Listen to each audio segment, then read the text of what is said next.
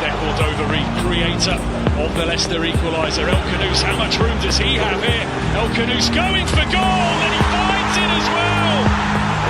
What a turnaround here at the Tottenham Hotspur Stadium. 4 minutes, Leicester have soaked up so much pressure. Fatawi jinking feet to get beyond his man, and the header from Jamie Vardy makes it 2. Wood should score. Wood Knockout. Yes! Yes! Anthony Knockout has done it. Tielemans lining one up. What a goal! What a brilliant goal by Yuri Tielemans! And the Leicester City fans go absolutely potty. Ball in behind Damian Vardy. It's 11. It's heaven for Jamie Vardy. Hold the back page. Hold the front page.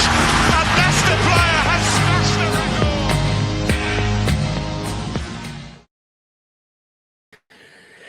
Hello everybody and welcome back to Blue Tinted Glasses. It's Monday night, which means it's our favourite time of the week. It is the live call-in show where anybody can give us a call, come on the channel and have their say about whatever they want Leicester City related. And Neil, as always, here with me on a Monday night, although you won't be the week after next. So yeah, we'll see about that. But how you doing, mate? Spring is here, so in that sense, good. The temperatures have improved, bit more sunlight. Bad side, though, I was just doing the analysis for tomorrow, and oh man, it really is like watching paint dry, that game. Pathetic attacking display. But looking forward to talking to everyone who's a member of BTGs. Let's get on. How are you, Locks? How are you doing on this Monday night?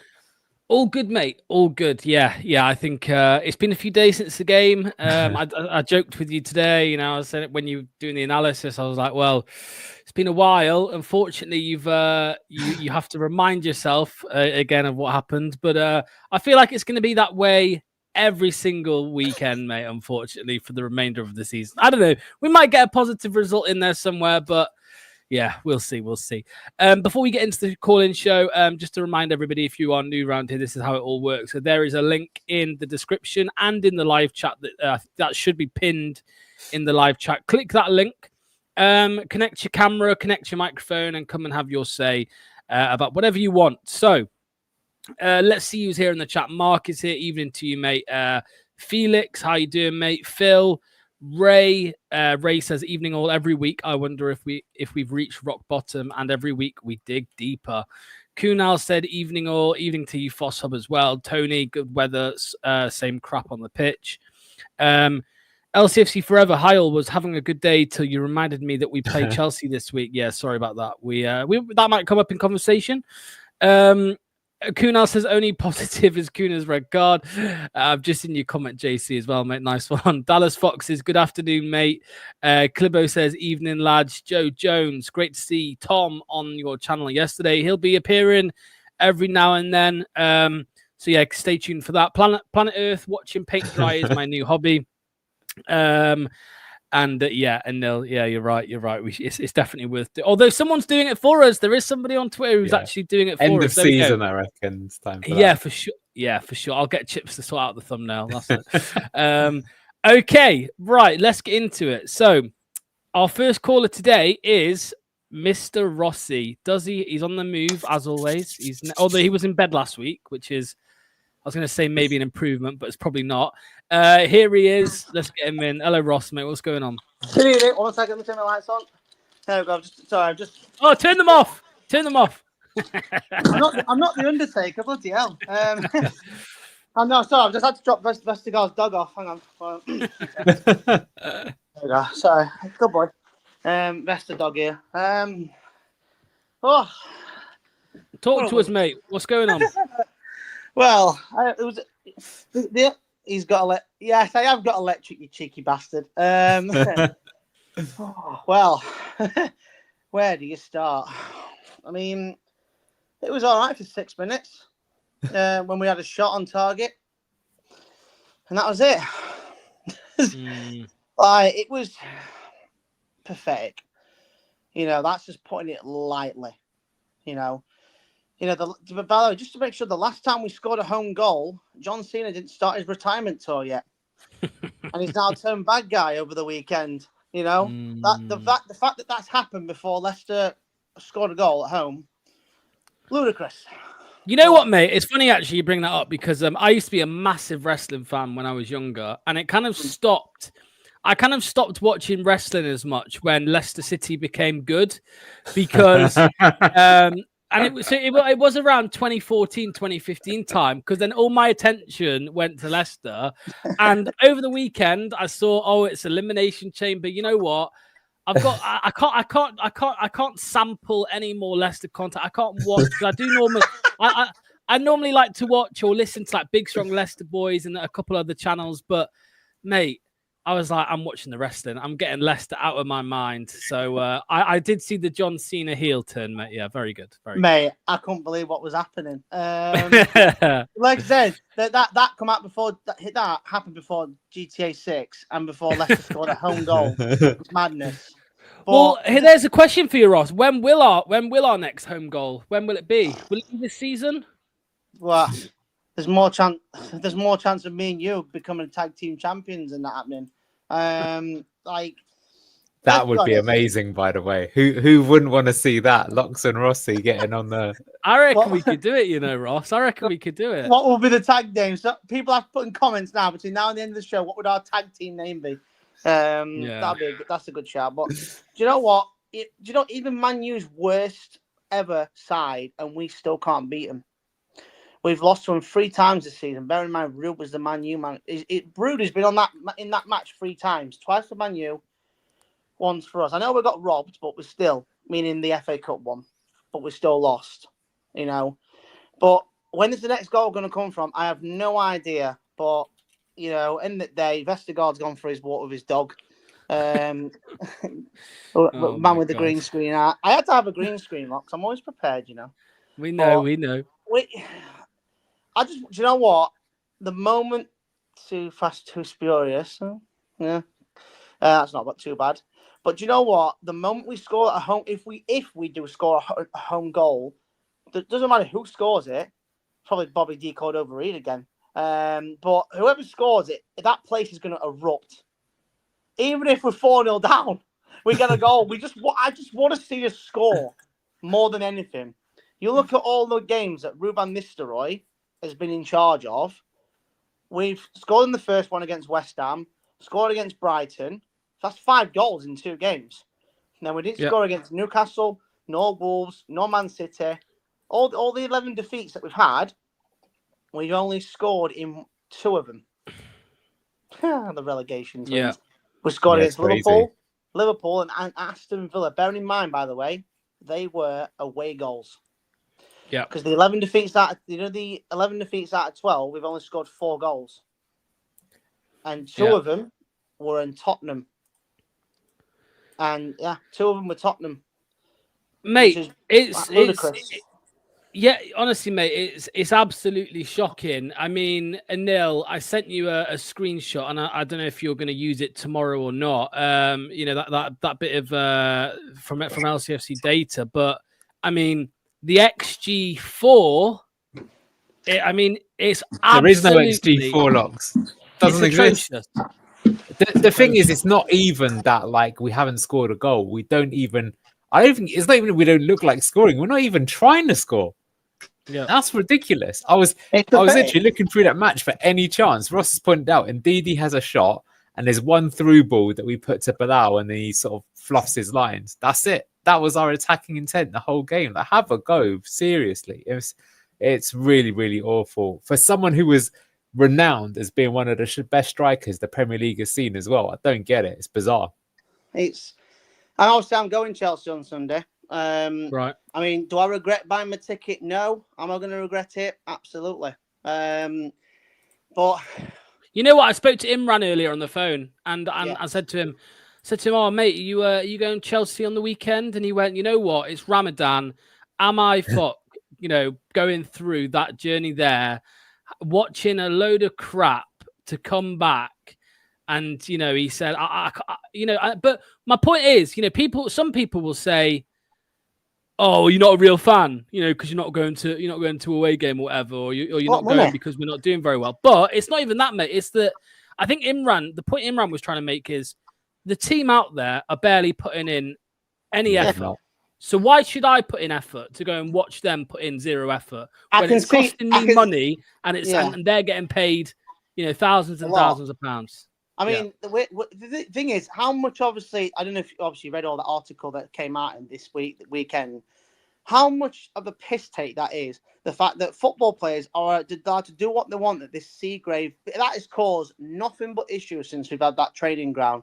It can be beautiful on the inside, but it's like a toxic relationship. It's absolutely beautiful on the inside. They might be beautiful, but my God, it's toxic. Bringing dogs to training grounds. Just like bring your dog to work day. You've got all the other stories that have obviously come out. Obviously, how true they are, we don't know.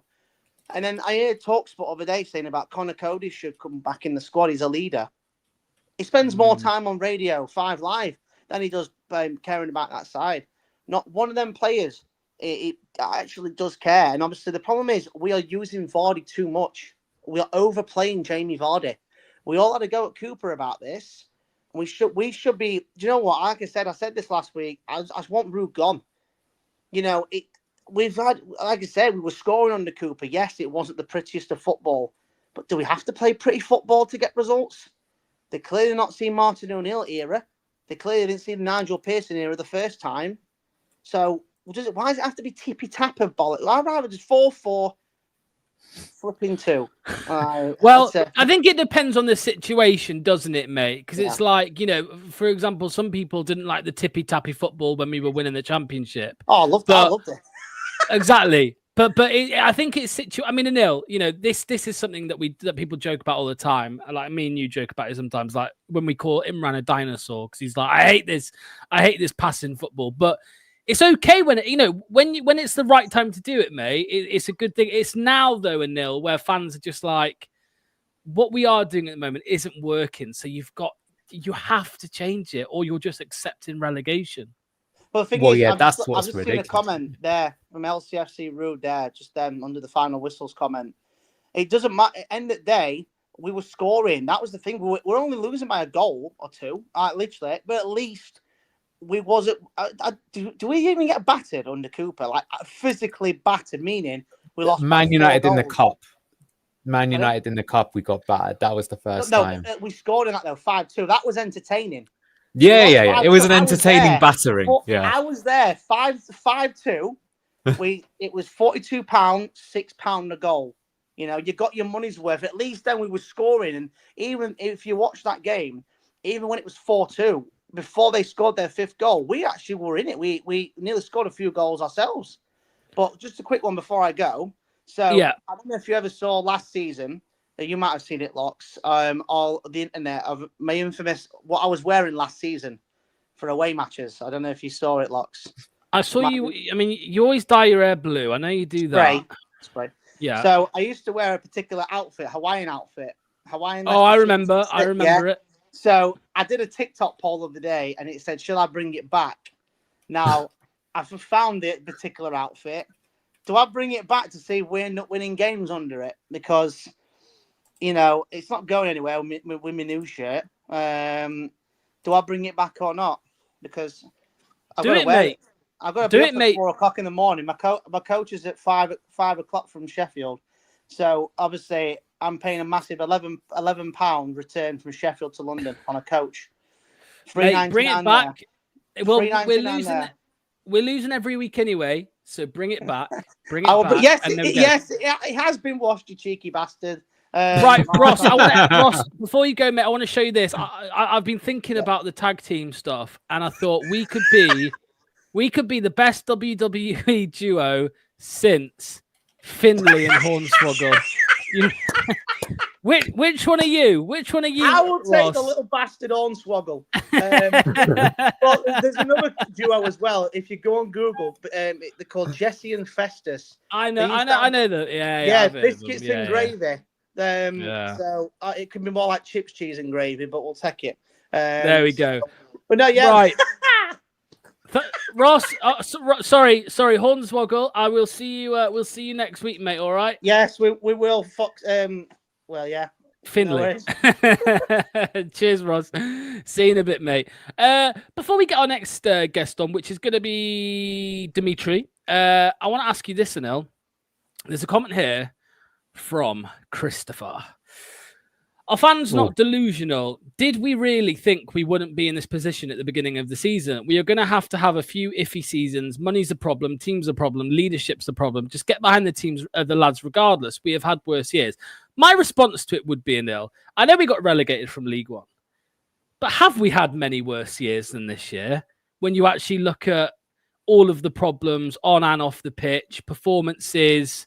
I mean, yes, we were relegated to League One, so that is clearly a worse season because you're getting relegated to the league below. But is this I'll rephrase the question. Is this our worst Premier League season ever? For me, it is. And I would say the fact that there's a capital letter at the start of every single word in this paragraph shows to me that it has clearly affected the fan base here. And we've all gone a bit cuckoo. So, sorry, no, it's my English teacher and me. Yeah, for me, it's the worst one. There's no fight in it. Even I can think of like all the relegations in my lifetime, even under Mickey Evans.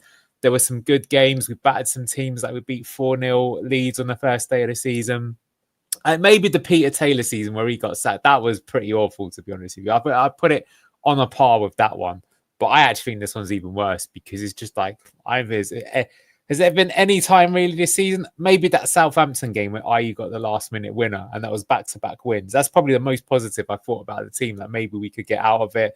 Cooper played for Tau finally. We thought, maybe we'd even, we could start turning the corner. But man, I hate to say it, but this Rude appointment has been awful. We have to call it out for what it is. Absolutely awful. So many defeats, no goals, actually taking us backwards. So killed all the joy. Yeah, and is work ethic worse? Was the work ethic better this season or the last relegation season, mate? Because we slated those players because I think they were good players that just gave up and we got relegated. Is it worse this year or that? I mean, it's hard to say. You're comparing. No, it's worse this year because if you remember, the last time we got relegated, at least we had quite a few games. Like we started bottom of the table and beat Forest 4-0. I think we were bottom of the table and beat Wolves 4-0. We had quite a few games that season. We beat Spurs, didn't we? 3-1 or something on Tete's debut where he looked amazing. There were plenty of highlights in that one. How it kind of got away from us, I don't know. Well, you're right. There was a lack of work ethic, but some people in the team were still working hard. Dewsbury Hall being, for me, the clearer. Even Harvey Barnes, those who weren't giving up. It was Tielemans. It was Johnny Evans. I don't know what happened to him. He properly dialed it in. Danny Ward, say no more. But this is just like... as soon as we concede one goal, it's game over. And for me, I think even worse against West Ham. Like, Michael said it on Good Morning Foxes the other day. There wasn't even a 10-minute period. There isn't even maybe the first minute of the game, we got a corner and Didi had the shot. It was all downhill from them. Awful. Yeah. From the heights of the summer to the worst team in Leicester history. Yeah. There we go. Right, our next guest, Dimitri. Are you ready, my friend? Are you ready? Let's wait for his camera to come on. All the way from Ukraine. Here he is. Here's Dimitri. How you doing, mate? Hi, evening, everyone. I want to reply to some comment from last time. Last time when I suggested using Sumari in defense, someone said that Epic has more concentration than Sumari. Well, I totally agree with that, but he's really awkward in midfield. But we haven't seen him in any other position, so I say, why not? Why not? There is nothing left to lose for us, and some radical steps are needed. So, by the way, congratulations to everyone. We finally tied. We finally played in a draw. I mean, the second half of the previous match.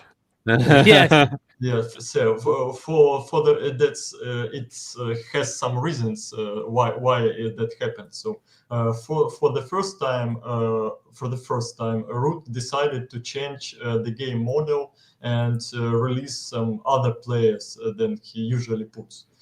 So a goal was brewing. So finally there was some pressure, tackles, shots, passes. Winks was very good. Luke Thomas also added dynamics, and Mavididi, who people also criticize. I saw lots of comments. So why I'm defending Mavididi? So he tore apart this wing. So he ran fast, he pressed, he crossed, he dribbled. So what else do we want from him? So I don't know. And by the end of the game, the formation was 3-4-3, I guess. So why not doing it every time after a goal is conceded? Well, Anil, let me ask you one of the questions there that Dimitri said, mate, about Mavididi. I mean, he's been a big talking point on this channel for a while between myself and Manny and others. But what did you make to him when he in the last game when he came on, mate? Because did he improve us? Do you think he did enough to get a start against Chelsea? Yeah, I mean, given how bad the other players in the team have been, I'll be absolutely for certain I think he should. I mean, we've said it before that he's quite inconsistent, Mavididi, but at least when he's on it, he can make something happen. Whereas you just feel that Reed and Ayew, they can't. That ironically, I think is why Reed's going for them, because those two are more consistent, but they're just consistently mediocre.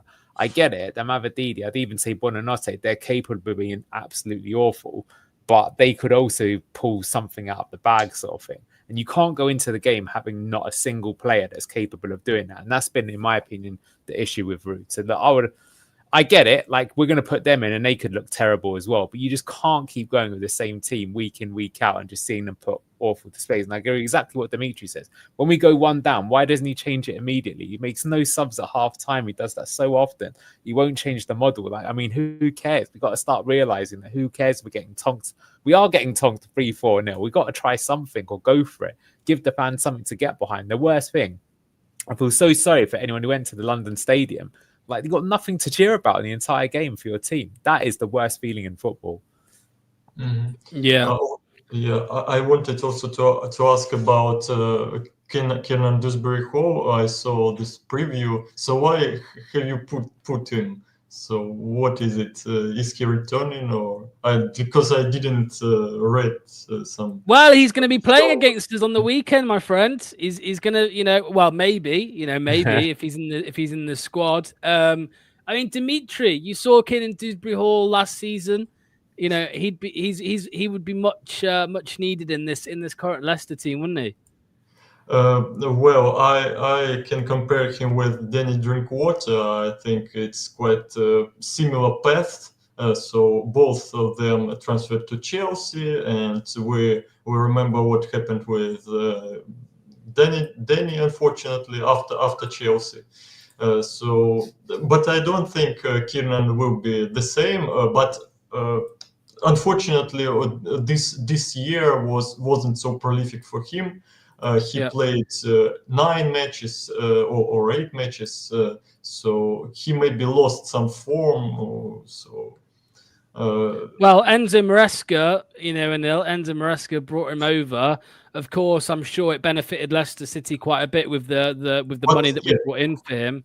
But I was going to say he's been sold a dream, maybe, Anil, because it's just not.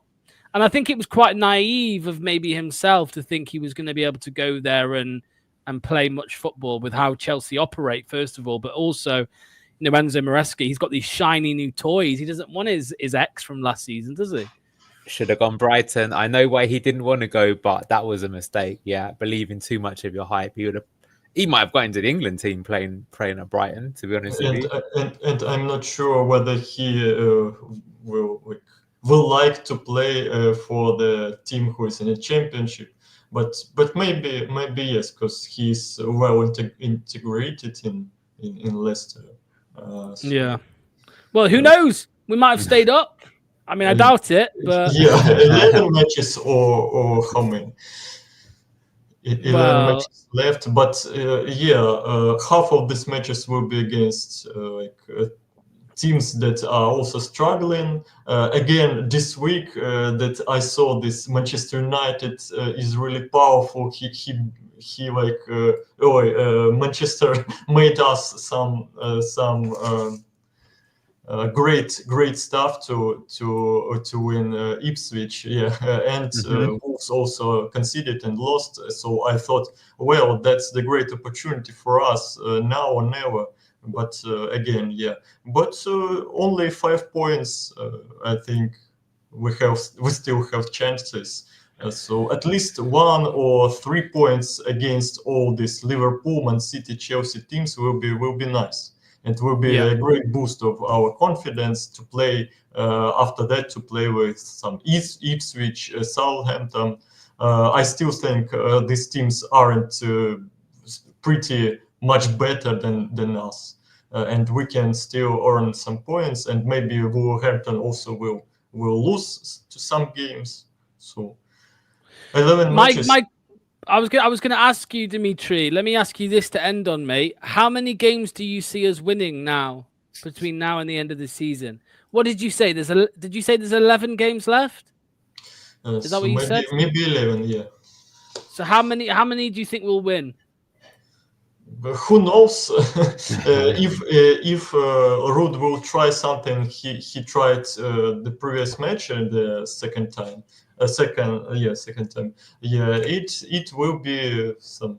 There will be some chances, but if he will still play his 4-2-3-1, all this lineal with lineup with Vardy, who is pressing by his own without support, so that will be a disaster for sure. George says he wish he had your optimism. He wishes I'm he was not an optimistic as optimist. You see, I'm not an optimist. I already see us in struggling in the championship, but but still, we see. You see, I am from Ukraine, so our optimism is like maybe some kind of with some worries, but pragmatic optimism or careful optimism, I so to say. Well, I mean, technically, you're right. You know, you do say things could change. Ruud could change something. I mean, we always talk about the Great Escape season from 2014-15, where Nigel Pearson made a tweak and he started picking up wins. It's always possible, of course, it is, but I'm not so sure myself, my friend. Unfortunately, I'm not so sure. And lastly, I saw the program with Frank Sinclair on Leicester's channel, so maybe it's because I remembered him, and it will be better if they bring Fass and Sinclair, and they would just discussed their own goals. It would be great. Yeah, man, absolutely. Dimitri, so I was going to say, go on, mate, go on. They have so much stuff to remember and to discuss. Maybe Frank will have some advice to Fass. Will give some advice. Frank Sinclair won something though. Wout Faze hasn't won anything yet. That's what I would say. Well, we won the championship title, mate. He won the championship title. Yeah. Right, Dimitri, thank you so much, mate. We'll see you again next week, mate. Thank you so much. All the best to you, pal. You guys owe Cooper an apology. I don't think we do. All we owe him is Jordan Ayew and Oliver Skip, I think. Give them back to Cooper. Right. Up next is...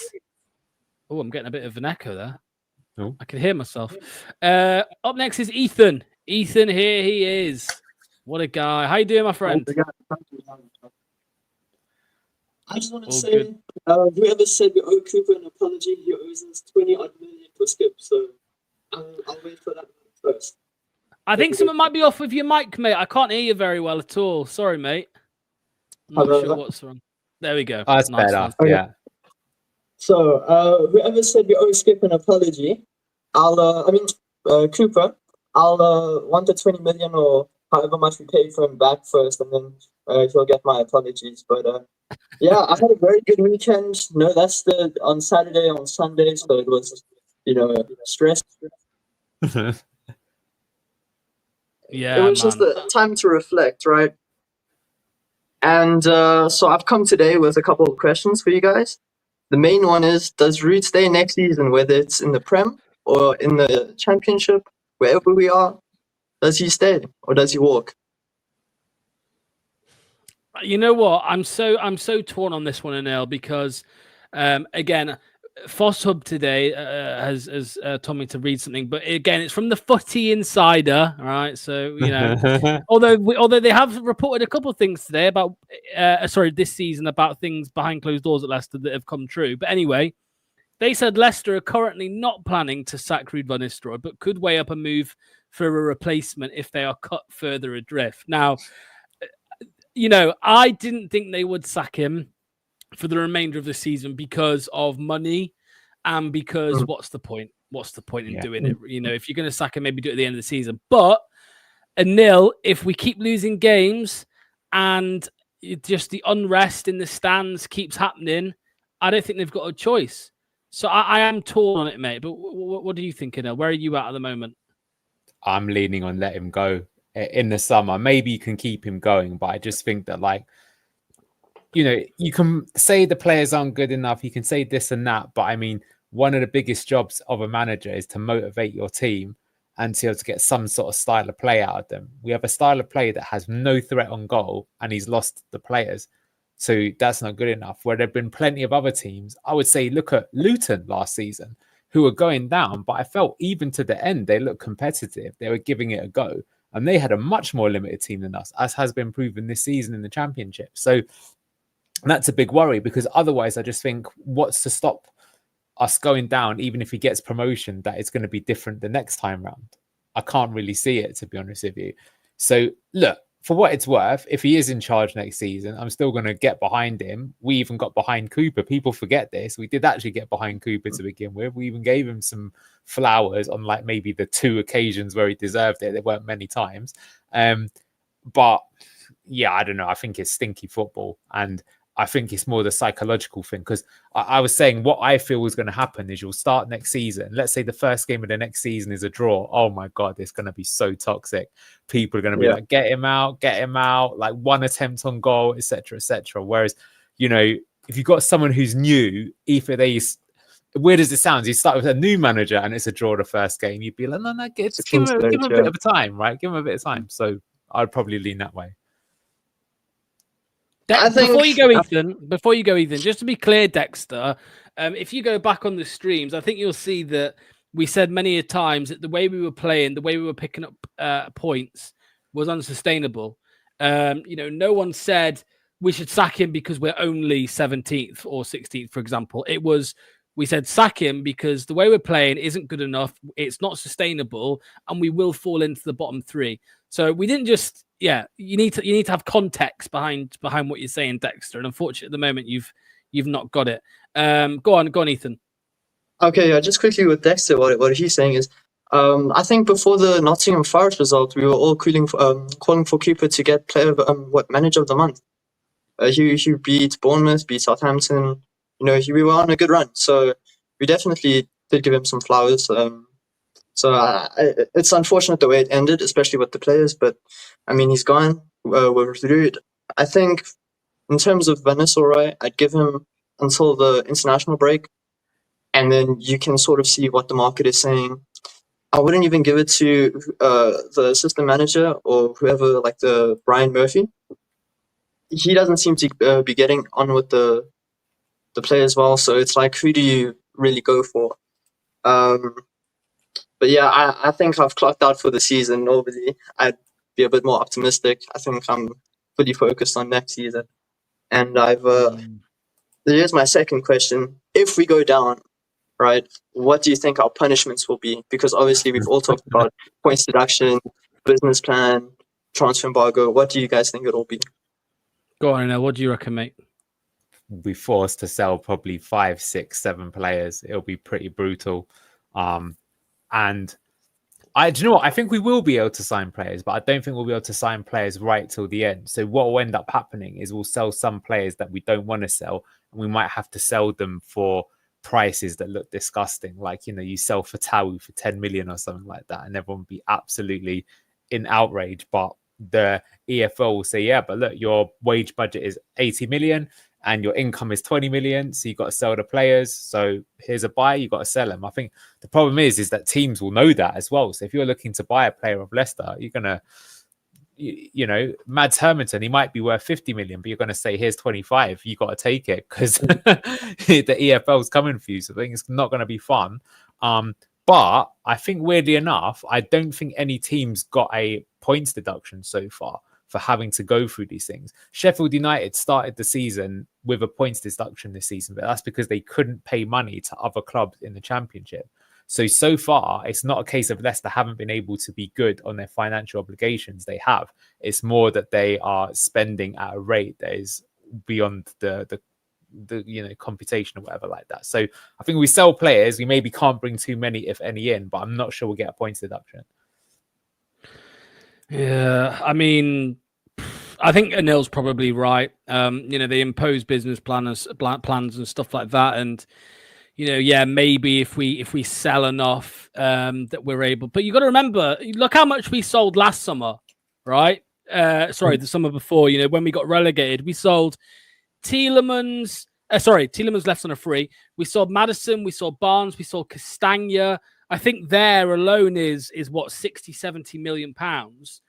And we still ended up with a transfer embargo come the end of the season. So imagine how much we're going to have to sell next season to avoid any of that. So it's going to be really, really, really tough. And what I don't want to happen, just because I like giving these little digs of boards and off the board and stuff whenever I can. But what I really don't want to happen is, and I don't think it will happen with our fan base, is the club will give a whole feel sorry for themselves that this is the situation they're in and that they've had to sell players and points deduction. They'll try and feel sorry for themselves. They'll try and make fans feel sorry for themselves. And when it's not the case, it's their fault. It is their fault. The people who run the football club, that is why we are where we are. So the whole, PSR is such a, this is why we're struggling. It's bullshit. The reason they've got PSR concerns is because of what they've done in previous years, mate. So I hope people don't fall for that crap, to be honest with you. What is that link that you so last season West Brom were restricted to 500k in signing? Yes, if you remember, because Corberan, he almost beat us twice. Yeah, so that would be where we could. It means that we could sign players. We probably can sign players on loan, but any other, if we say, we want to sign this Brazilian winger for 12 million, the EFL will be like, oh, no, you're not. Yeah. Well, I mean, okay, the guy in me that's looking for employment, please employ me. I can be a decent director of football. I've gone through the team, the senior team. So contracts ending the end of the season. Everson, Ward, Vardy. That's already 200,000 off the wage bill. So that's good. I wouldn't renew Vardy. I think it's a sad way to go, but he has to go. Then you're looking at Stolarczyk. I think he stays. Thomas, he stays. Justin stays. Pereira, I'd probably sell. Sumare, sell. Winks, sell. Ayu, gone. Daka, I think he needs to stay. Cody, sell. So there's a lot of players that, you'd probably be looking to move on anyway. And so I've estimated we could reach 100 to 110 million if we sold Mads for 25 to 35, Bilal for 25, 35, Fast for anywhere over 10, and Ndidi, I think he has a relegation clause, probably. So this is my final statement. Does this team compete for top 6 for promotion? So you have Stolarczyk in goal, right? This is still a 4-2-3-1, assuming Ruud is still in charge. Stolarczyk in goal. Christensen and Thomas, your left back. You have 2 centre backs. You have Vestergaard and Ben Olsen, and then you have Okoli and Suta. Then you have Koulibaly and Justin right back. Your midfield is looking a bit dry, but anyway, you have Chaudhry and Oliver Skip. Maybe people like Logan Briggs, Braybrook come back in Brandon Cover. Then you have Michael Golding and Will Alves as your potential 10s. Mavididi, Bobby Reed, because he's not going anywhere. Abdul Fattah and Casey McAtee on the right, and then Patson Daka and potentially Jake Evans up top.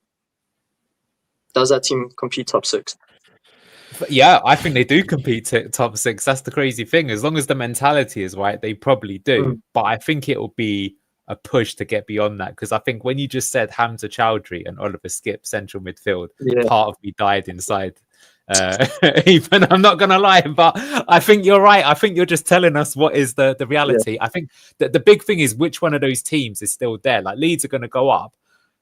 Sunderland are good, but I feel they're inconsistent. I feel like Sheffield United and Burnley, because they play the dry football, but they'll grind out results. Whereas I feel that sort of team you've described will probably have the occasional really amazing game, but drop a clanger. I don't know. So I think we'd get playoffs with that team. But I have to say, it doesn't sound absolutely awful, but it is sad that we're thinking about, we might be good in the Championship. We're supposed to be good in the Premier League. Once upon a time, we were disappointed not to get to the Champions League, not the Championship. Yeah. I mean, Fossub says here, I think people are being too harsh, saying we'll struggle next season. I think it does depend entirely. Of course, it does on pointless deductions and things like that. I think that's it at the bottom line. Who's stopping Ipswich next season, Locks? Well, yeah, I mean, you have contrast opinions on this, don't you, Anil? Because you don't think they will be maybe as powerful as what some people think they will be. Because I actually do. I think they are going to romp the. No, I think it's a struggle. I think who's their left back? I think their left back leaves. Delap leaves. Hutchinson leaves. So I think they'll also go through a rebuild process as well. I don't think they'll be as strong. I don't know, Anil. Do you see them three leaving? Let's just say them three, because obviously. What's his name? Hutchinson and Delap. They've only just signed, right? They have only Hutchinson was on loan last season. Do you think? 100%. Yeah. Delap especially, he's been incredible. All the teams will snipe him up immediately. Hutchinson won't want to go down. I think, to answer Ethan's question and yourself, Locks, it all depends if Kieran McKenna stays with them, because I think he won't fancy going back down to the Championship if a Premier League club wants him. But to be honest with you, I'm not sure a Premier League club would want him.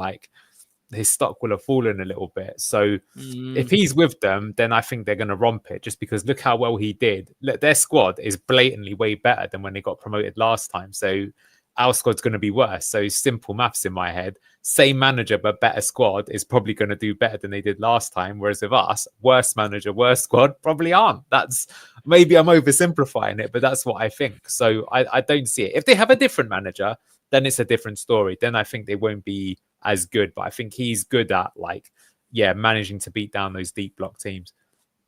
Yeah. Ethan, mate, thank you for calling in, mate, like you do every week. Very much appreciated. Hopefully we'll looking fresh again, Ethan. He always wins that award every week. Thank you. Thank you. 100%, yeah, let's win versus Chelsea, and then I can actually wear my Leicester shirt next week. Let's go. Yeah, let's go, mate. All right, San, Ethan, see you soon, mate. Thank you. Bye-bye. Lovely stuff. Right, up next is Craig from the Dallas Foxes. Wait, is that right? Yeah, that is the right order. Yeah, it is. Before we get, you're gonna have to wait though. I'm blue balling you here, mate. Right, give me 1 second. A couple comments. Glad Ethan is an owner. Total sellout. That's not very nice, Planet Earth. How is he a sellout? Tell us. Ethan's a good sport, so please tell us what you mean by that. And he can respond next week. With no deduction and no transfer ban, where does everyone think we will stand? We've just... It's tough to say, mate. I mean, we've got a lot of shows, can I just say? We're going to have to fill a whole summer with videos and live streams and things like that. So make sure. And if we've got a transfer embargo, we haven't even got transfers to talk about. It's crazy. And also Scarlett says everyone thought that with Luton about going straight back up, which is true. Not everybody, but a lot of people did think so. Okay, even to you as well, Richo. Right, up next we have Craig from the Dallas Foxes. Here he is. What's going on, mate? Oh, good evening, everybody. How are you? This is RV and Turtleneck here. How are you doing? Bloody hell, mate. I'm surprised you haven't get a refund. Yeah. What's that, Anil? Get a refund on that turtleneck. Well, it was a gift for Christmas, so we're all good because I didn't. Oh, mate, it's been a while since we've spoken, Craig. I mean, what's going on, mate? What's going on? I'm sorry, I haven't been around much lately, and this is what happens when you have a job, unlike some people I know, and kids, like some people I know, and all that other good stuff. But are you talking about Charles? Always talking about Charles. Yeah, that guy's got, he thinks the early bird special is something you do at 1:00 in the afternoon. So. Yeah, who knows what he's up to? But no, all good. Just trying to hang in for the rest of the season. You know, what else can you do? We've got 11 matches left, and I've been saying all year it comes down to the final 5 because we play the bottom 3 at the final 5, and if we can win some points, we may be able to scrap this out, and stick with it. But otherwise, hey, we're going to go in the championship next year, and we'll see what happens there. Yeah, mate. I mean, we were just discussing, Craig, with Ethan there, and I know you heard it, about next season, mate, because I think a lot of people, and I don't blame them, we're trying not to do it too much about, kind of talking about the future when we've obviously still got 11 games left. But, the likelihood is we are going to be in the championship next season. I mean, how do you think we'll get on? Well, I think I don't think we're going to be as bad as Luton is this season. I don't think we're going to be battling for relegation 2 years in a row, but I think we're going to be mid-table again, simply because we're just not going to be spending the money. We're just not going to be able to get the players in that we need. I think it's going to a couple of years to rebuild. So, the good news is, the bad news is we'll be relegated and we'll be in the championship for a couple of years before we're battling for promotion again. The good news is championship ball is pretty fun. It's a lot of fun to watch. Maybe hopefully next year I'll get to come back and watch a few matches in person like I did earlier this year. So that's my goal, is to come over once a year. So we'll see. But yeah, interesting point. I just thought of, I was thinking about this right before I joined the show. I was like, I was over there for 2 weeks. I went to 5 matches, and every team I was rooting for lost. I'd say every team I was rooting for, the 3 Leicester matches, and then I went to 2 other matches and where the home team both lost both times, which, I wasn't cheering for anyone. But ironic, I was trying to figure out, is it me or is it them? So I'm pretty sure it's them. I don't think it has anything to do with me. So. Well, if it is, stay away from us, mate. Please stay away. Well, that's okay. Hey, being an American, I'm very fickle when it comes to my sports. So I'm already ready to support my next team. You want to see who that is? There you go. Oh, look at that. There's no way. There's no way. There's no way he just whipped off the tit on it. Oh, my God. Wrexham will be in the championship next year. Anyway, I'm just totally kidding. I did buy one just as a souvenir, but sorry about that. So. I can't believe you've just done that. Well, I respect it. That was quite funny, to be fair. Well, we'll have right. The chat's going mental. The chat's going crazy. Traitor, unbelievable. Yeah, Craig. Well, you're right. We'll be playing, buddy. We're going to go from playing Man City away to Wrexham away. I'll tell you what, Craig. You need to try and get over for a game next season, then, mate, because. I know you get the full works when you're over, wine and dine by the Premier League and all of that. You might be able to meet Ryan Reynolds. You might be able to meet Deadpool. I don't think they'll let that happen. They probably screened me, did a background check, and realized I'm not that quality of a person. I got too many skeletons in my closet from them to get me to Ryan and Rob.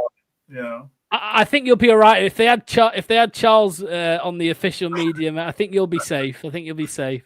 Well, yeah, exactly. That guy, he can barely pass a background check to get out of Texas. So mate. Maybe we don't know. Maybe next year we'll see if they play or not. But yeah, I look forward to coming back, and maybe this time you can actually give me some blue tinted glasses. Mm-hmm. Yes, mate. Yeah, it was a busy few days. It was Christmas, wasn't it, when you came over last? So it was busy. But next time for sure, mate. Listen, I want to ask you this, Craig. What do we do now? What do we do? Because people are talking about just play the youth, change the system, change the formation. What would you do right now, mate? Well, you got to wonder why we haven't either changed the system or played the youth. What's going on? And the only thing I can think of is that he's putting out the best team that he can put out there to try to get points. And I've been saying this with the guys here locally. I'm not sure how much this is Rude's fault versus how much it's just team effort, because it looks so much like a team player effort is just not there. Is it because they're uninspired, or I don't know, but I'm not sure how much this is falling on Rude is my point. And I think everybody wants to blame him. I think our team has just lost their passion, and they need something drastic to happen to them. And until either they get relegated or something happens to get them back into where they're actually putting out the effort, we're going to end up like this for the rest of the season. Yeah, I think you're probably right, mate. I've seen someone even say he just wants to sack. He just wants to sack, which we accused Brendan Rodgers of that, and I think to a certain degree that was probably true. So, Anil, could it be true this time round? Does he just want the sack? Does he just want to be done with the job and get his payout and go off for another year or two and take another job in the future? It feels like it. It really does feel like it because he's properly dialing it in. That's what I'm saying. This is not someone who's desperate to impress or is like struggling. You know, what you normally see is you see managers in this situation, they try tweaking it so much that like every single thing they do goes wrong. Like, just to give you an example, do you remember Ranieri before he got sacked? He was changing the system every game as well. He was trying wing backs, he's trying 4-3-3, he's trying all sorts, right? But at least he's trying. He wanted to stay at the club where he's got the most famous fairy tale of all time. This is just proper like, no, whatever. It's almost like he's just gone to his system. Now you just write down what you think the team will be. It's not going to make a difference what you do. So I think it's really poor from him. But what does that say about him wanting to get his next job? Because if that's what he's doing, that doesn't give. I mean, who's going to want to hire him after this? He'll still get a job in Holland. You know that. He will. And the thing is, I know what you're saying. He maybe shouldn't. But the thing is that on paper, he'll just go, yeah, I got given that job. It was a terrible bunch of players and they didn't back me in the transfer window. So what could I do? And at the end of the day, it's hard to say. I do think, because here's the thing, like, I've got a feeling like, you know, how many more points could anyone really get us? You could probably get a few more. But, you know, for me, the disappointing thing is I keep saying this. It's not actually the results, it's the performances. And I keep saying Great Escape season, where in that season, we were losing pretty much every game. But every game, you were thinking to yourself, do you know what? If we actually had a bit of luck there, we would have got a point or maybe even won. It happened so many times. And then eventually it clicked and we did get that luck that we deserved. This time round, yeah, oh my God. This time round, it's like you can't... If we get relegated, how can you say we don't deserve it? This team's pathetic. It's a pathetic team.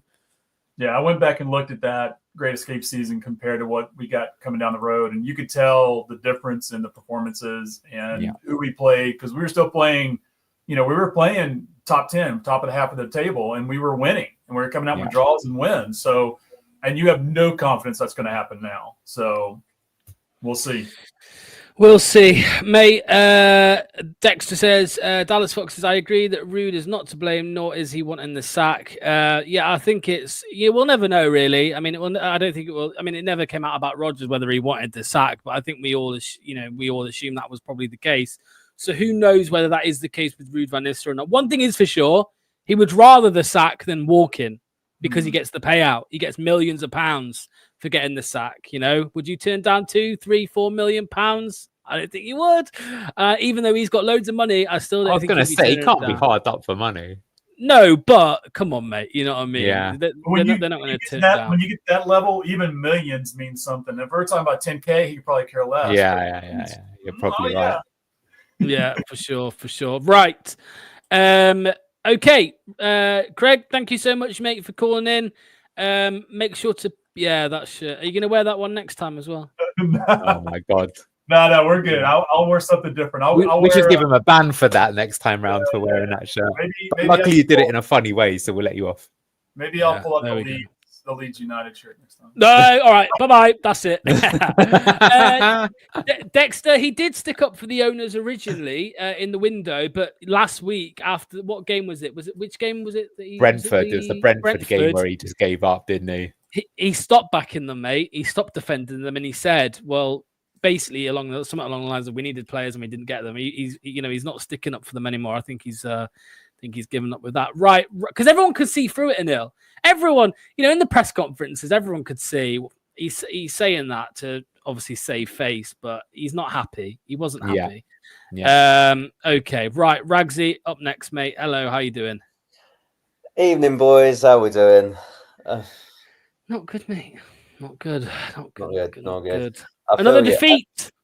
Yes. I mean, what I will say first and foremost is credit to you, Locks, and all of you guys over at BTG with what you've done in building this platform and this channel and the growth of it. And I know there's a certain channel out there that's maybe not as authentic Not interested in talking about them and stuff, but you're authentic with it, and you've allowed us as fans to at least have a platform to speak the truth and be authentic and be honest. But I've got to be honest, I'm just drained. I'm tired. I'm at the end of my tether with this football club, man. I want a cultural reset so badly now, so badly, and it's just come to a point where I'm resenting players, I'm resenting the management, I resent the board, I resent the ownership, and I'm resenting some fans as well that still can't see like the whole bigger picture as to why we're in such a mess as what we are. And I'm not gonna sit here now and go and defend Rude over it. All right, it's not good enough. All right, he's out of his depth, and like quite frankly, if it is he's looking for a payout, he can do one. But stop hyper fixating over that, like we'd be better off owing to Cooper. It's not a solution. It's not, it doesn't help us. All you're doing is just wanting your agenda, your point, and it's all about me. Every time we've looked at it, and look at all of the analysis videos that we all did, like with Cooper and stuff. What is our plan? What is our structure? And we can all clearly see it wasn't sustainable. There wasn't any sort of plan. And when we headed into the thick of it, with like KSI and all that, into the winter period, without key players being injured, likes of Vatawi, Ricardo, Hermansen, like with tougher fixtures like Liverpool, Man City, Villa, etc. There was no way we were going to get even any points under Cooper. So why are we tracking back? Clearly, they've all had a massive blow to their heads and have suffered amnesia for the time that Cooper was there. But just focus on the fact that we have a flawed setup as a club. And until that changes at the top, you're going to see the same old shit. It's bigger than Cooper. It's bigger than Rude. Pep, Ancelotti, Mourinho, like you could have a whole coaching super team at this football club right now, and we'd still be in the relegation zone. Mate, I think you're right, because, what you're saying about some fans, they are talking as if, things were just all happy days, and we were playing really well under Steve Cooper. And, Anil, we've been the first on this channel, mate, to say it is worse now. It is worse now than it was under Steve Cooper. That doesn't mean we would have stayed up under Steve Cooper. I mean, I saw somebody sent me a clip the other day of somebody speaking on a different fan channel saying, "Oh, this is terrible. Why did we sack Cooper? Why did we sack it?" When I know for sure the same guy 4 months ago was saying, "Get Cooper gone." I'm like, what are you going on about, mate? You know what I mean? Things weren't rosy under Steve Cooper. It's just that the results and the data is now worse. But again, that doesn't mean we were wrong to sack Cooper. It just means that we were clearly wrong to appoint Rude, you could say. Yeah, well, first, I'd like to say thank you to Ragsy for saying that we're authentic, because that's something that we try and do.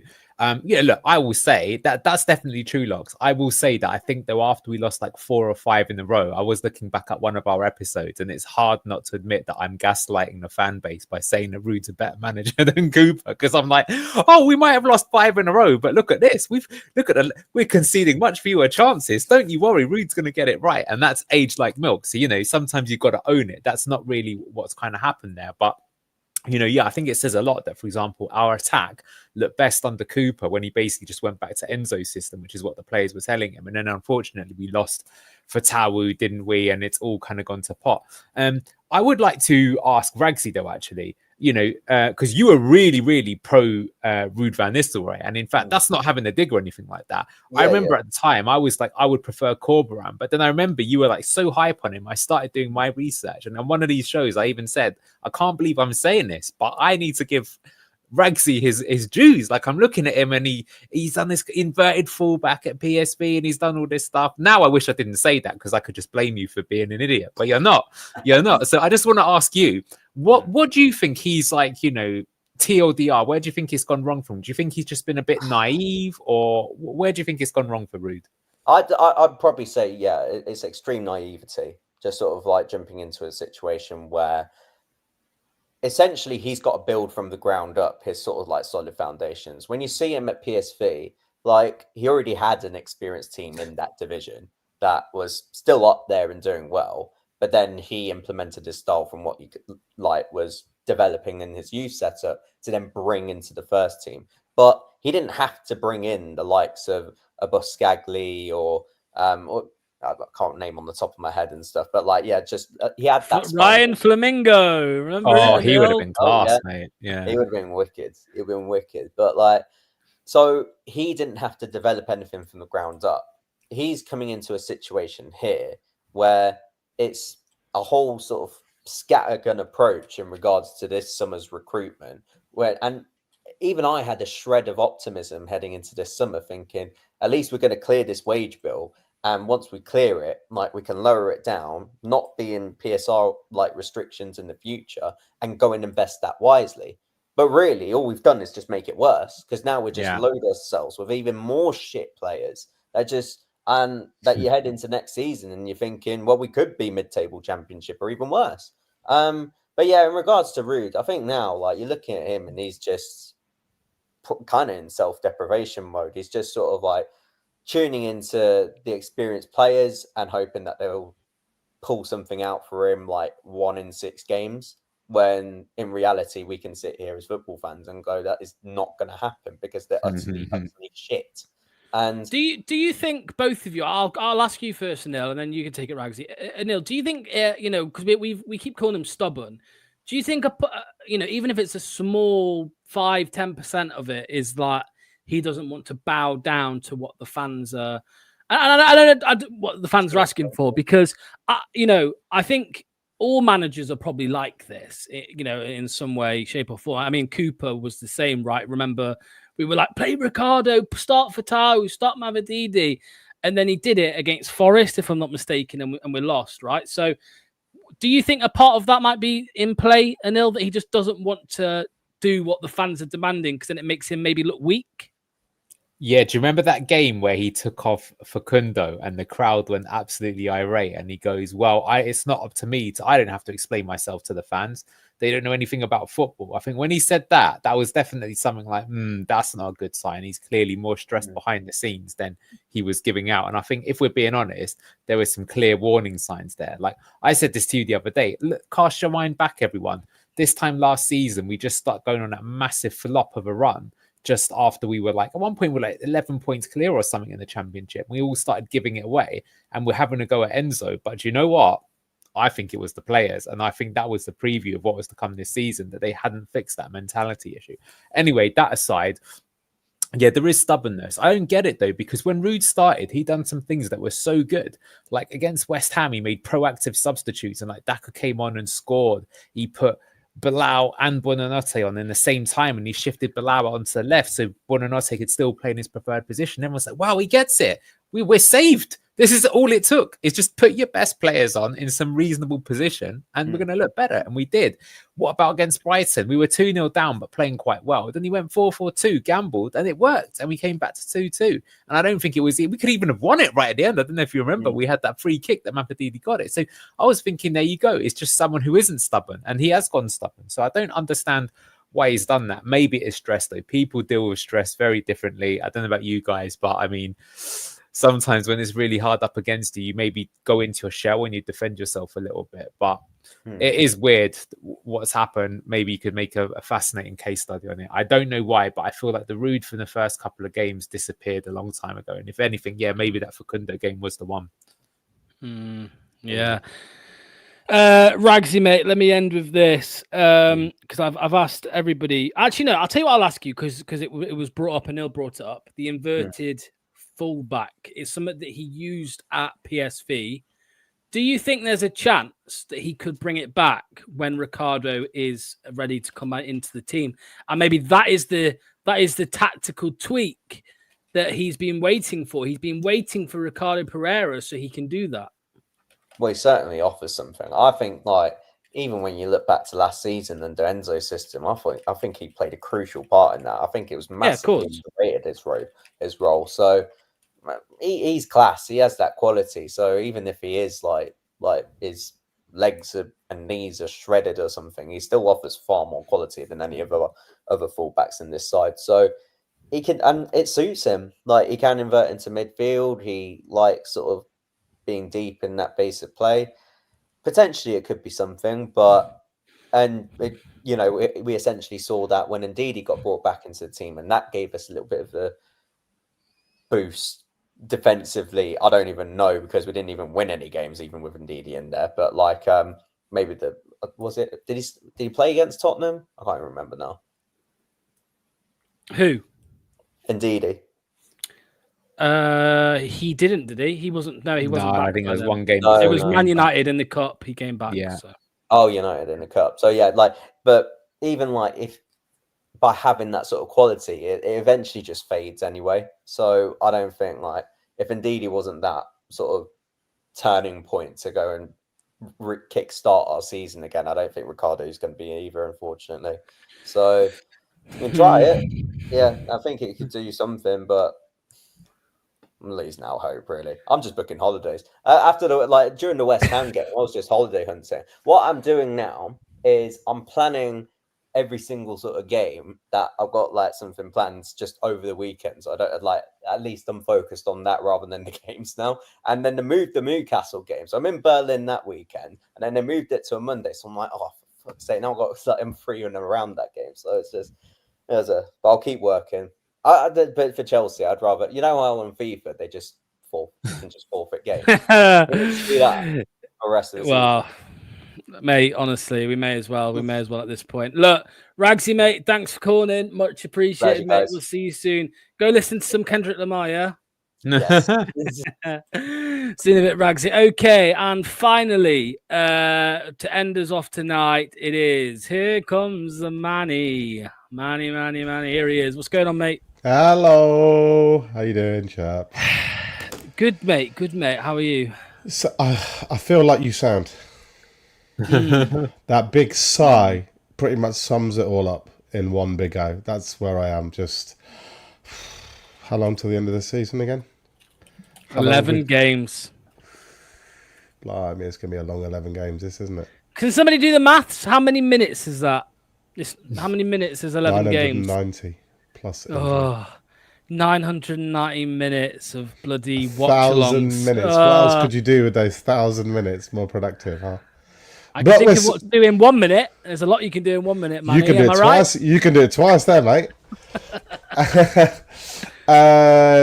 It's just we need. I think we're all flat, aren't we? For hook or by crook, first we need a goal, then we need a point, and then we need to find a way to get 3. And at the moment, we can't even see step 1. We can't see us scoring the goal. And we got to the point where it was Cooper's fault. He wasn't maximising the squad. We made a change. Now Rude's come in, give him a chance. Now it's Rude's fault. He's not maximising the change. And some people like the player's fault. Truth is, it's a combination of lots of different people's faults. And we are where we are, and we can't see a way out. But we still haven't played, I don't think, our best 11 once. I don't think we've played that. Under Rude, I don't think we've played that 11 once. And so I still think I want to judge us when I see we're the best version of ourselves, which I haven't seen that. And, there's been a contention that they're all as bad as each other. I know I've heard that a few times. I don't always agree with that. I do think there are levels of crapness. And within levels of crapness, there are even crapper than others. So I would like to firstly see our best 11 on the pitch. That would be a good start. I would feel very happy at that stage. Look, we'll probably lose still, and it won't make much difference. But I still just want to see us give it our very best. Okay, good, quickly, easy. Mads in goal. I'd play Victor left. I think. Actually, I'll change that. Sorry, I'll play Woyo left. I forgot about Woyo. Woyo left. JJ right. Akoli and Fass. Reluctantly Fass, but no other else. Boober and Wolf, all good. Vardy still plays because, well, in certain games, depending on the pitch and the opposition, Vardy stroke Daka. So it's a 50-50 call between the two. It's the two wingers. I want to see Mavididi on the left. I want to see Bilal on the right. And I want to see Facundo at 10 because Facundo cannot play wide. So that might mean that Bilal moves to the left sometimes and Mavididi switches to the right. I'm a big fan of changing the wingers around. But that way we get Mavididi, Bilal and Facundo all on the pitch at the same time, which I think are our three biggest threats from the attacking midfield area. We're desperate for a goal. This whole rude idea of we have to keep a shape because it helps our balance. It doesn't. We're still imbalanced. Our balance has not even improved in defence, and now we've completely lost whatever we had in attack. So I just want to go hell for leather. Stop thinking about conceding goals. We can't stop doing that, whatever we do. Just deep, middle, low block. Who cares? We can't. Whatever we do, we concede. Can we just try and give the fans a goal to cheer on, and preferably go for the very first goal? Maybe we'll go for the first goal. We'll actually score, and we'll feel confident in ourselves. And don't shut up shop if that happens. Like, we did go 1-0 up against Liverpool. We did go 1-0 up against United. But don't think that's enough, because it's not, because we can't stop conceding. So we're going to need to go for a second and a third. Now, that's optimistic, of course, because we can't even get one at the moment. But at least get your best attacking weapons on the pitch. Huh? Manny, that worked in the Great Escape season. That was exactly the change that Nigel Pearson made. He actually started going for games. We were playing games. We never looked like we were getting overawed, but generally speaking, we were losing games because we were showing too much respect. And funnily enough, when we went more direct and we just tried to win the physical battles and try and score, we did actually start conceding more than we had done previously. But all of a sudden, it unlocked a certain Mr. Reg, JV, up front, and the goals came and we got out. We got that momentum, and the momentum was key. And look at how the confidence in that team in that Great Escape season. I don't know if you remember that game against Chelsea. They actually beat us in that run-in, but we went away to Stamford Bridge, and first half, we actually played them off the park in their own thing. And Mourinho even said after the game, he goes, these guys gave us a better game than most of the rest of the league. And I don't think they're going to go down playing like that. And we didn't.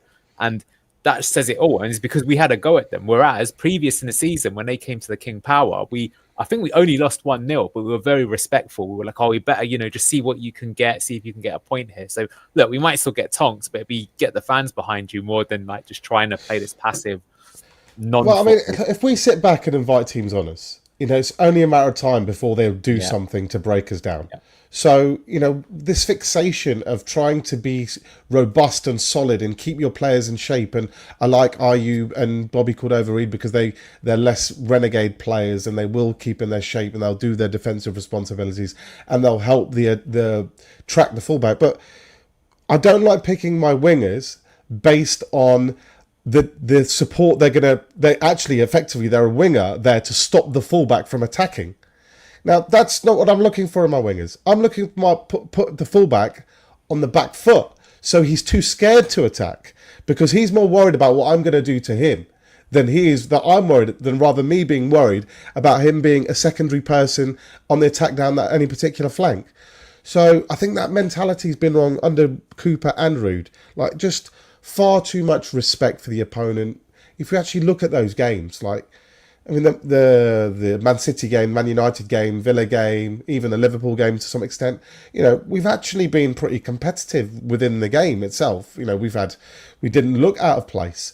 Different against the mid-table teams. You could definitely, that's been more of that. But even against Brentford, I think the stats suggested they were fairly similar. Just they took their chances and we couldn't.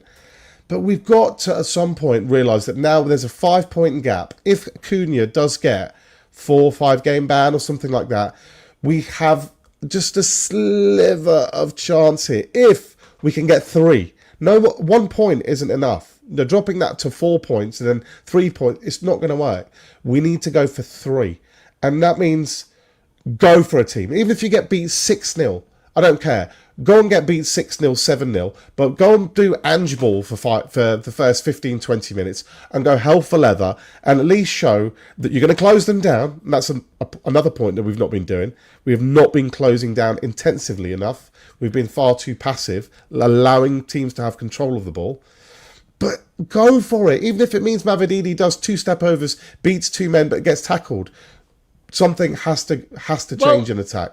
Anil, I mean, I would say there's been many examples since Rude's been here and under Cooper, but especially since Rude's been here, where we have gone at teams at the start, we've not put our chances away, and then we just get our legs, our cheeks spread by the opposition. Sorry for that, that descriptive. But that's how I feel, and I feel like although we're saying, yes, Rude should not have said what he said the other day about saying how every team we play against is better than us. It's true, isn't it? Like most teams we play against are better than us. And because we're incapable of putting our chances away, we just get fucked to the other end. Maybe, but for example, a game I can think of recently where that happened was Crystal Palace, where in the first half we should definitely have been at least 1 goal up, maybe even 2.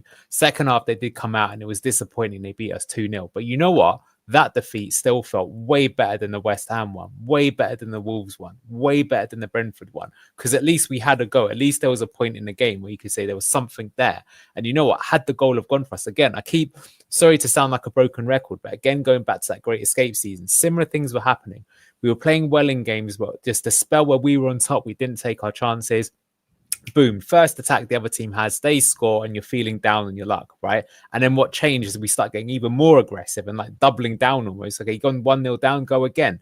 I think against Burnley or something, didn't they get a penalty? But then luckily they missed it. Then Vardy went up the other end and scored, right? Just these things started going around the other way. So here's the thing, we'll keep saying, if the guys, Manny's just said it, go Ange ball for a bit, right? Okay, sure. If that doesn't work, then fair enough. On to the next thing that we'll try. But we're just, this boring paint drying football is just, you're never going to get the fans behind you. Whereas, you want it that like there's a game or two left and we do have a chance and the King Power's roaring and they're trying to roar on the team and they're proud of what they're seeing. Ain't no one proud of what they're seeing.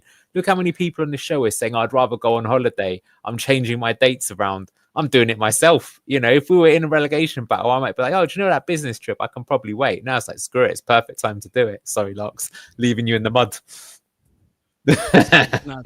No, but you're right. Because at the minute, we are just it feels like we're coasting. Every game, it's like the players are just out there because they're contracted to be out there and just see out the 90 minutes and see, and that's it. And that's how it feels at the moment, Manny. We are literally just. I think you said it, Anil, and someone agreed with you in the comments. It's like we're just on, autopilot or cruise control. I feel like something has slightly changed. For a lot of Ruud's tenure, even though we were still losing games, we were in games. We were. I'll look at the instant match reactions, the good morning foxes after the games. We'll say, oh, there were signs. We look good. We look competitive. We looked fine. If we could only take that first chance, great. But in recent games, Fulham and West Ham in particular, we just couldn't get near them. Couldn't get near them to take the first chance, to get the first chance. If you get the first 2, 3, 4 good chances because you're playing well, you're on the front foot, and you don't take them, then I don't think there's anything more than Ruud can do, apart from put you in that position, and then it's down to you, you're finishing, the day, whatever it might be. But what's the alternative? The alternative is concede control of the game. Maybe you'll look a little bit more, inverted commas, solid for a little bit, and they'll think, oh, okay, we're actually okay in this game. We're not okay in that game because we're not creating anything. All we're doing is killing time. We're killing time, effectively hoping for a 0-0. That's what we're doing. But we're hoping by hook or crook, we can survive 90 minutes. We can't. We can't survive half an hour. Never mind 90 minutes. So instead of that first 30 minutes... But I genuinely don't think that's what we're doing just when we start games. No, we're not taking it to teams. I think we do at the start. I think we are actually trying to take it to teams. For about 90 seconds against West Ham, we do. 90 seconds. Mate, I think it's a mentality thing from the players as well. I think that when they see that first goal going against them, heads drop and they give up. That's how I see it. That's how I feel.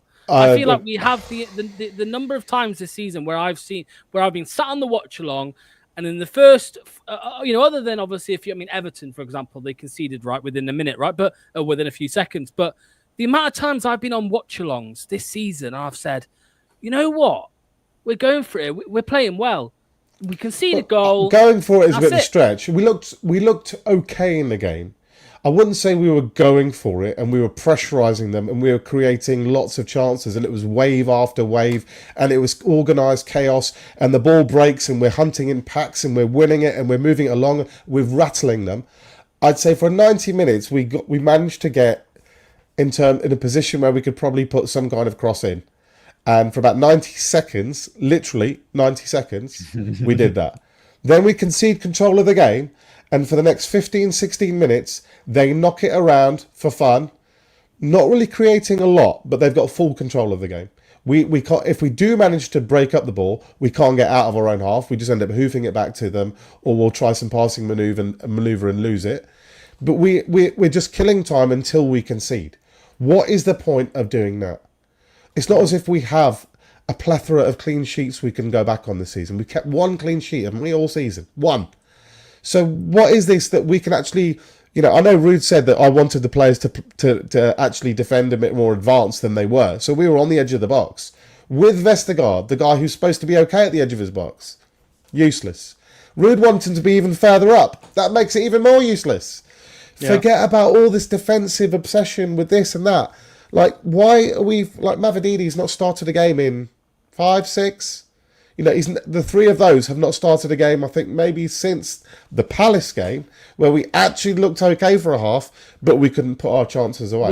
Well, Manny, after his substitute appearance last time out, I think we will see Mavadidi against Chelsea. Get ready for a generational stinker, mate. That's all I'll say. Because that's what Mavadidi does. That's what Mavadidi does. He does just enough to get a start, and when he starts, he has an absolute stinker, and he's hooked. Then maybe, but then at least give him the 5 or 6, 7 starts that you gave to Ayew and Reed. Give him 5, 6 games like you gave them. Not one game and expect him, he didn't score a brace today, or he gave the ball away, so we're not going to pick him for the next 5 games. No one says that. But yeah. Just get who's more likely to score a goal. Whoever that answer is. Get them on the pitch. Well, numbers wise, I think they're both. I'd like to see Ayew score. I'd like to see Ayew score 15 in the Championship next season. I think he could. Clip that. Clip that. I think he will. I think he could. Yeah. 15. You guys think he's getting 15 next season? I think he could. It's doable. It's doable. Anyway. You watch Ayew in the Championship look like he's Usain Bolt because players are slow there. I think you're optimistic. This is I hope so. Now, we'll talk about another day, but I know it's been brought up a few times, Anil. Why play wingers? The wingers are shit. Why play? We'll maybe go for something different. But anyway. Well, we play winger. That, I think, is the key problem with our style of play. And I keep saying back to that. Like, why... I know why. Steve Cooper didn't understand the system, or he changed it. It made no sense in the summer. It makes no sense now. But he's got a point. We don't have to do wingers. We could do wing backs. The wing backs would work better, in my opinion, with the type of players that we have. You could have 5 at the back. I was going to say, it's like when you play Football Manager and you have like an asymmetrical formation with one winger and the other one's just like a pizza slice. You could have a 5 at the back, a 3-man screen, and play 2 strikers, and you could effectively play like 8-2 if you want to be crazy and just say, look, Daka's going to be the legs, he's going to have to run channel work, Vardy's going to have to be the link man dropping in to lay it off, and we're going to be rock solid and play a 3-man screen in front of a back 5. If you want to go ultra defensive, that I can almost get. You're playing for a 0-0. Maybe you won't score a goal, but you've got less likely to concede a goal that way. But we're in this halfway house where we give ourselves room to attack, but we can't attack. So what is the point of having those players on the pitch? 5-3, it's an option. I know Richard mentioned it there. It's an option. And I'm one of those. If you try something multiple times in a row, multiple, by the way, not one-off, you've got to give something a fair chance to work. You can't expect, you tweak something and it instantly comes off. But we've already had, 26, 27 games? Why haven't we tried 5-3-2 by now? Why haven't we tried these different changes in personnel? It just strikes me of the worst thing about Ruud is the consistency in poor team selection when it's not working. And I just don't see the point of just keep trying the same old. And that's the reason why I'm flat. Like, if we saw a team lineup that looked a bit more exciting, I'm sure others would be a little bit buzzed. Go, wow, okay. Like we saw Bilal the other day. But you see Facundo come in the other day. You're like, okay, it's nice to see Facundo. But then you see Vestergaard at the back and you're like, why do you give with one hand and take with the other? Like, just keep we had a half-decent defence, as in terms of 80 minutes against Arsenal. Our problem, more than defending, believe it or not, at the moment, is scoring goals. Because if you can't score goals, you can't get 3 points. If you can't get 3 points, you're absolutely, definitely down. I mean, yeah, I hear what Paul's saying a little bit. We're making out 15 goals. I mean, you look at Crescencio Somerville last season for Leeds United. I mean, he won Player of the Season. He was absolutely electric. He beat Mavididi, to Player of the Season and to the left wing position in the Team of the Season. And what's he done? I mean, I think he might have had a couple injuries this season, but what has he done at West Ham? He's not made an impact and claimed his spot in that lineup. So I think this is why we keep saying it every single show nearly. The gap between the Championship and the Premier League is crazy. I mean, last question, Anil. I'm going to throw Manny under the bus a little bit here because I like doing it. My question for you, Anil, and I want the chat to respond, and there might even be a couple of Leeds fans in the chat. So, Anil, the current Leeds United midfield is Ayo Tanaka, Joe Rothwell, and Brendan Aronson. Is that worse, or which would you rather? Would you rather that, or would you rather a midfield three in the Championship of Skip, Winks, and Will Alves? Yeah, I think ours would probably be better. But look, to be fair, when they come up, they're gonna change their team, right? So I think it's like a bit unfair. So my point was, I said to Manny that midfield three is good enough for the Championship, and he disagrees with that. I think you overestimate it's what's around you. So Winks could look good in the Championship because he had KDH working his nuts off on the left of him, and he had Wilf to the right of him also working his nuts off. These guys will not only help you in defence with high work rate and mobility, but they could also get forward to give you an option, to get out option. Winks also had Ricky beside him and Yannick putting those little verticals. He's so insulated in his position under Enzo in the Championship. We're unlikely to go back to Enzo Ball. And if he's going to play as a two-man midfield with a two-man centre-back behind him, no eights around him, I think you're overestimating Winks' effectiveness next season. If you're in terms of assuming we're going to go up, remember we only actually got promoted by 7 points from Leeds. I think we were. You take Wilf, Mads, and Dewsbury Hall out of that team. We are not getting 97 points next time. We will do well to get in the 80s. If we get in the 80s, there's a chance that we won't go up automatically. It's playoffs. So I think everybody's just assuming that because Skip was okay 4 years ago, pre-serious pelvic injury, by the way, that he's going to be okay this time. People thought because Winks was okay last time, he'll be okay this time. I'm not so convinced. I just think you're underestimating it.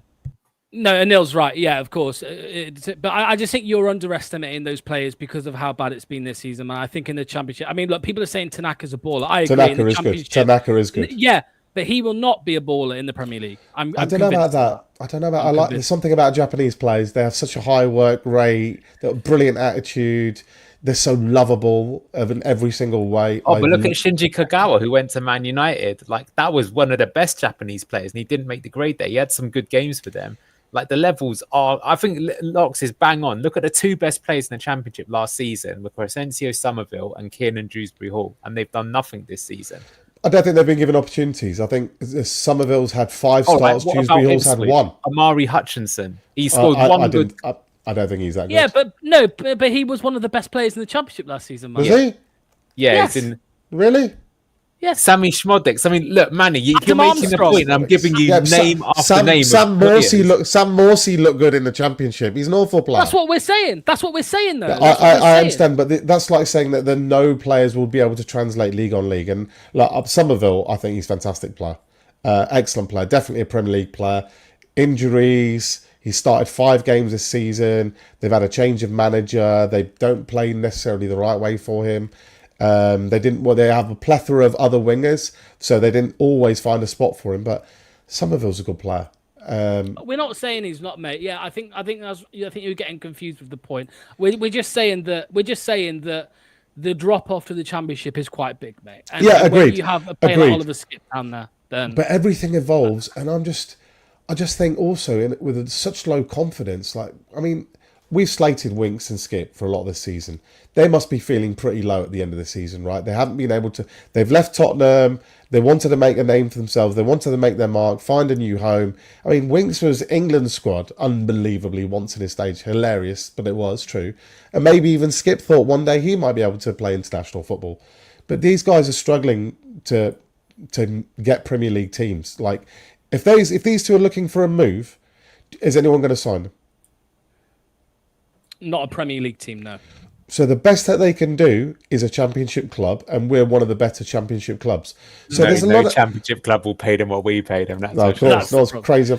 Yeah. So there's a lot of pressure on them to actually perform next season, and because we're going to have some kind of embargo, and we're presuming that we're not going to be signing any new midfielders, and we're going to lose Wilf, probably Boober as well. You're right, I agree with you. These two will be our midfield. But we're also going to be going down against Southampton, who will probably not have an embargo and they'll spend. Ipswich have already built a team to try and get promoted next season. So I think we assumed we cruised it last time.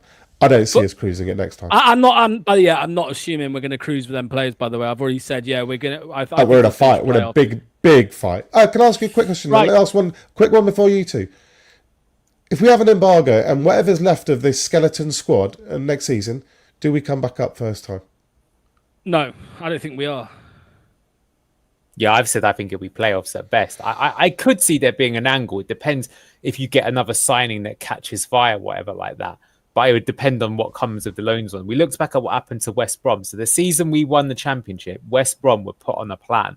And as part of their plan, they could only make one signing that cost money for 500k. The rest were free transfers or loan signings. But despite that, they still got to the playoffs. Remember that, right? I think the problem is that let's assume Kieran McKenna's still in charge of Ipswich. I would assume they're going to win the division. So then who's going to be battling for second? It depends on what teams come up, but it's going to be something like Sheffield United, Southampton, Sunderland, Leicester, Leeds, because they've still got time to bottle it. They're going to go up, but Burnley, maybe. Wrexham. I don't think they'll be that strong right away. They could be in the mix. Anyway, do you know what I mean? So it's going to be a battle between those teams. And then what will happen is it might actually come down to the results between those teams as to who goes up or not. And I'm not sure because those ones could give us a challenge. So it's possible.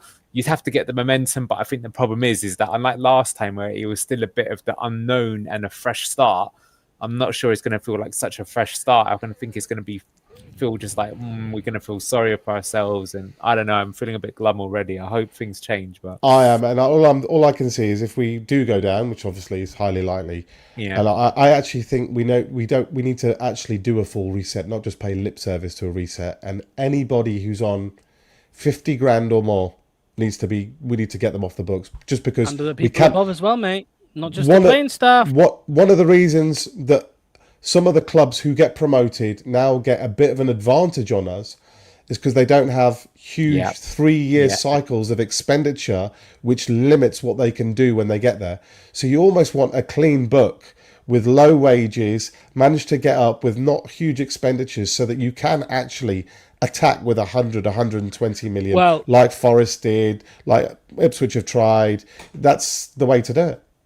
Well, yeah, I fear that some people, man, and I am including you in this.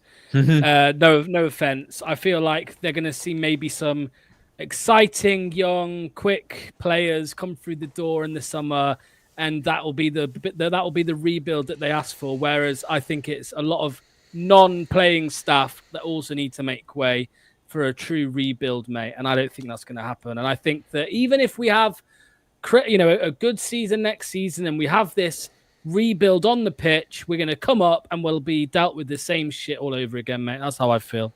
Unless there's a real rebuild. I think we're talking about a rebuild, but you can't have a rebuild if you can't sign anybody. So if you haven't, what's the point of there is no rebuild whilst the embargo exists? You rebuild off the pitch. You rebuild off the pitch. Look, that absolutely. And actually, I've been saying save that for the end of the season. At the end of the season, we'll get into the absolute detail of exactly what and why we think needs to change, and we'll highlight the mistakes and go through all of that. And absolutely, if you're going to have a reset, then not exclusively just to the players. You have to look at every corner of the pitch and every corner of the club and find out what isn't working, what can be trimmed as well. So you're going to have to let staff go. I mean, Jim Ratcliffe's doing it for fun and they're not in a relegation battle. So it's the way of trying to make things more streamlined, more efficient. Those favourite David Brent words are going to have to be done. But without the right vision, just kick it all off, then you'll just end up going down an avenue that you don't want to go, and we just kick the can down the line. And even if we do get promoted, we're likely to be in relegation battles. Like, that's the other thing. We don't just want to get promoted if we go down. We need to go back to trying to build a stable Premiership unit, not this yo-yoing nonsense. This sucks too much. Well, I think we all agree with that, mate. Right, that is it. That's the longest live call-in show in history. So thank you to everybody who called in. It's always when we get Manny on at the end, and then it goes on for another half an hour.